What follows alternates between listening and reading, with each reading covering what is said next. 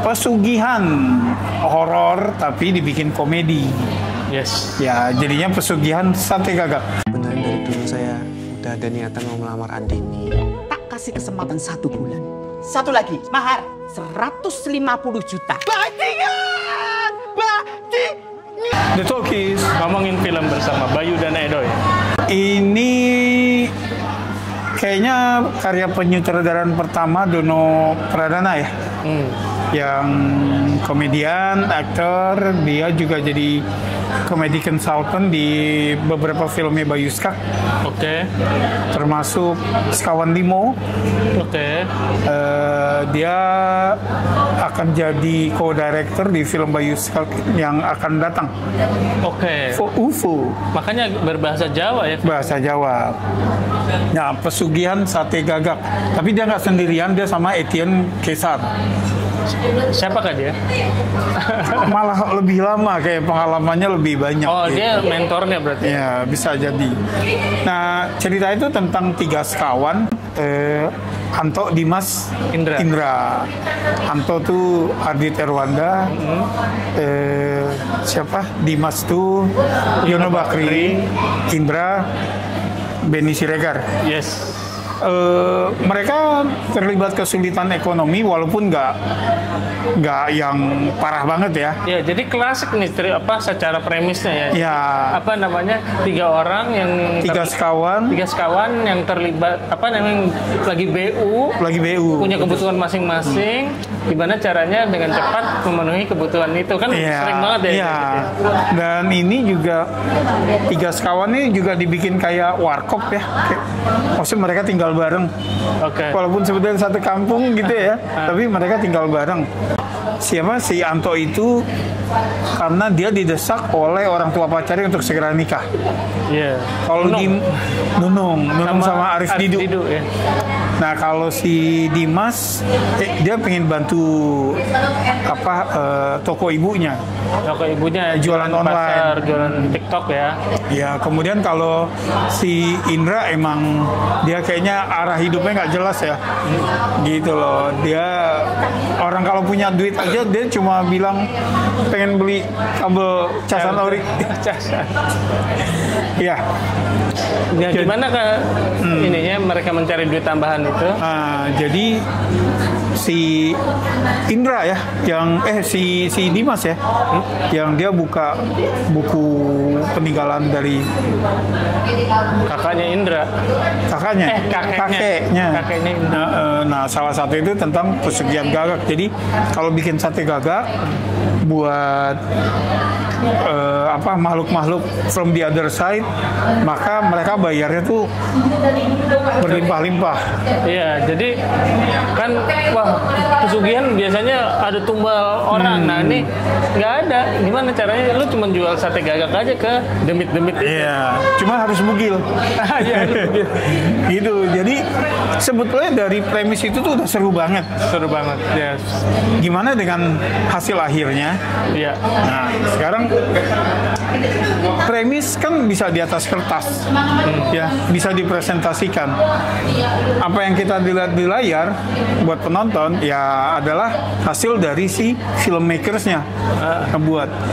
Gue sendiri tertarik sama film ini ketika gue mengetahui premisnya, gue lihat trailernya. Gue nggak lihat trailer. Waktu pas Jakarta Film Week, gue sempet mau ambil film ini dan ketinggalan, sold out. Tapi ternyata begitu pas gue nonton filmnya jauh di luar harapan gue, Bay. Oh gitu, ya karena menurut gue gini, jadi kayaknya apapun yang disentuh oleh stand up komik ini jadi emas, tapi enggak gitu deh sih. Yeah. Gue terus terang nggak gue memang banyak film komedi Indonesia yang gue nggak cocok. Bahkan kemarin gue nggak suka banget sama film GJLS.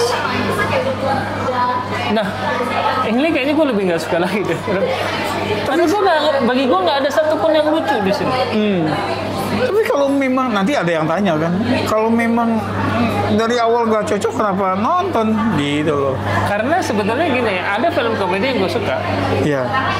Kayak gue suka agak lain, agak lain satu. Dan pada saat kita taping ini, kita udah nonton agak lain 2 yang nanti akan keluar reviewnya. Dan ya mungkin jauh lebih suka itu daripada ini gitu.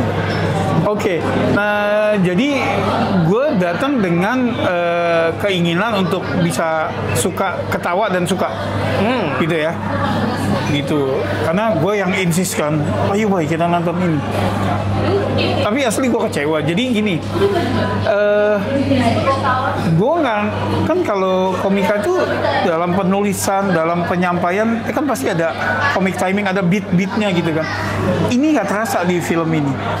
Jadi gini, kita tahu joke-nya apa, kita tahu maksudnya apa, tapi kita nggak ketawa. Iya. Jadi maksud gue di sini ada masalah dengan presentasinya kan. Jangan salah, gue rasa filmmakernya juga nggak akan bilang, oh gue bikin film kaliber Piala Citra nih, film yang akan berjaya di festival. Enggak, mereka emang udah tahu mereka nggak bikin film kayak gitu ya. Iya. Tapi maksud gue tentu mereka mereka aspire to be entertaining dong film ini. Nah, gue jadi nggak terhibur gitu karena apalagi mungkin maksudnya gini, tahun ini gue nonton beberapa film komedi kita yang asik banget kok, ya beat-beatnya. Komedi is about timing kan. Nah di sini timing itu kayak nggak ketemu gitu loh. Iya. Ya, ada joke yang semua orang udah tahu sehingga begitu punchline juga nggak kena gitu, apaan sih gitu kan. Apalagi memanfaatkan Benny Siregar nih. Iya, yang sebetulnya komedi gold ya. Dia asal bisa dimanfaatkan dengan baik. Yono Bakri pun juga seharusnya. Jadi gini, kesimpulan gue dari film ini adalah nggak ada yang salah dengan premisnya, nggak ada yang salah dengan para pemainnya, ya. Memang penyajiannya aja yang Eksekusi iya. filmnya ya. Jadi artinya gini, dapurnya, bumbunya, ya itu udah tepat semua. Yang ngeraciknya nih yang kurang bisa sehingga jadinya makanannya kurang enak. Iya. Jadi itu sih. Iya. Tapi oke, ini kesannya kayak waduh gue nggak suka komedi terus wah Enggak. stand up komedi. Iya. Tapi nanti akan ada film komedi deket ini yang Iya. kita review dan gue suka banget. Iya, one of the best malah itu. Kita tunggu agak lain. Iya. Jadi gue komedi yang suka banget kan tahun ini selain agak lain yang akan kita review, Tinggal Meninggal juga kan lucu banget. Dan surprisingly gue suka banget sama filmnya Keanu yang Agen Plus 62. Gue suka yang romcom Jodoh Tiga Bujang gitu. Jadi sebetulnya kalau memang penyajiannya rapi, oke-oke aja gitu loh. Gitu. Iya. Jadi bukan soal kita atau lu nggak suka genre tertentu. Kalau memang lu nggak suka genre tertentu ya buat apa nonton kan gitu ya. Iya.